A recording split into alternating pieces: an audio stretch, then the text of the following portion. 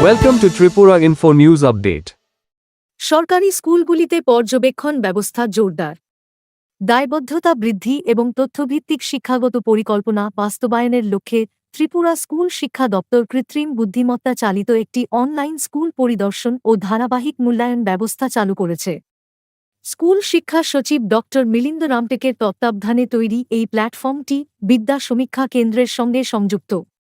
এর মাধ্যমে রাজ্য, জেলা ও ব্লক স্তরের আধিকারিকরা রিয়েল টাইম ড্যাশবোর্ডে স্কুল পরিদর্শন ও শিক্ষার্থীদের শেখার অগ্রগতি পর্যবেক্ষণ করতে পারবেন এবং প্রয়োজনীয় শিক্ষাগত পদক্ষেপ নিতে পারবেন।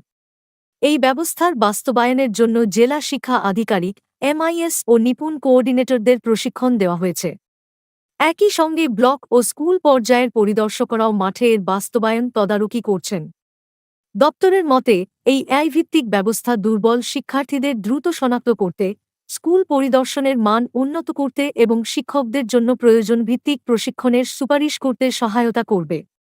প্রযুক্তিনির্ভর এই উদ্যোগের মাধ্যমে ত্রিপুরায় শিক্ষার গুণগত মান ও ডিজিটাল শাসন ব্যবস্থা আরও শক্তিশালী হবে বলে আশা করা হচ্ছে।